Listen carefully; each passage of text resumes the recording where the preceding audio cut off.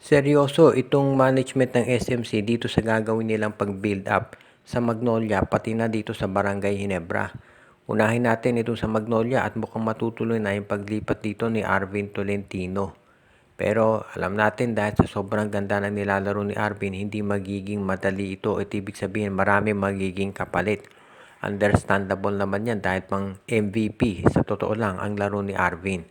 So, kung mapunta si Arvin Tolentino dito sa Magnolia Chicken Templados, ang isa daw to sa mga sinasabi na pwedeng maging kapalit nito ay baka itong si Calvin Abueva at isasama na nila itong first round draft pick ng Magnolia plus si Joseph Periobu. So, tatlo magiging kapalit ni Arvin Tolentino dito sa Magnolia Chicken Templados. Hindi naman tayo magugulat yan dahil syempre, iba yung kalibre ni Arvin ngayon.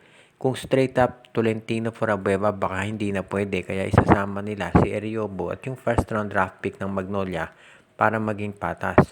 Anyway, kung mangyari man yan, si Arvin Tolentino papalit dito sa pwesto ni Calvin Abueva dito sa small forward ng Magnolia at sigurado na mapupunuan niya yan lalo na pagdating sa scoring. Kaya sigurado tayo na magiging benepisya sa Magnolia kapag natuloy ang nasabing trade transaction. At ito rin ang dahilan kung bakit sa ngayon itong Magnolia naniniwala ang karamihan magiging isa dito sa mga elite teams ulit sa PBA kapag naaprubahan ng PBA ang nasabing transaction.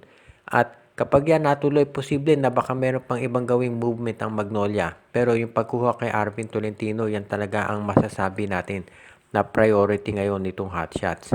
Kapag yan ay nangyari, sigurado na yung ibang mga team sa PBA ay magkakaroon ng tinatawag natin magte-take notice na dito sa Magnolia kapag nasa kanila si Arvin. Ngayon, ito namang Barangay Ginebra ayon dito sa mga reports. Mukhang ayaw pa huli pagdating dito sa pagkuha kay Mikey Williams.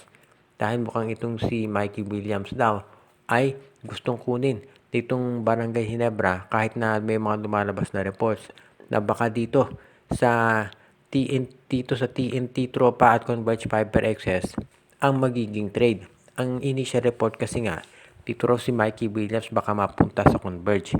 Pero gustong pumasok sa eksena ng Barangay Ginebra at sila ang kumuha dito kay Mikey Williams dahil gusto nila na magkaroon ng isa pang point guard. Kung sakasakali na makuha ng Ginebra itong si Mikey Williams, sabay dagdag lakas yan para sa kanila dahil alam naman natin na itong si Mikey Williams ay isang all-star caliber player at yan ang dahilan kung bakit siya ngayon ay talagang determinado ang management ng Ginebra na makuha. Kahit nakaribal nilang grupo itong TNT, ready naman daw ang Barangay Ginebra na mag-offer ng magandang trade para sa serbisyo nito. Kung sakasakali na matuloy ito, ay isa dito sa magiging top teams ng PBA itong Barangay Ginebra. Yan ang sitwasyon nila ngayon pero lalo na kung makuha nila si Mikey Williams. Ang magiging tanong na lang dito, sino kaya ang ibibigay ng Ginebra kapalit ni Mikey? Posible na baka itong si Maverick Hanmisi ang ibigay nila sa TNT Tropang Giga para makumbinsi ito na kunin si Mikey.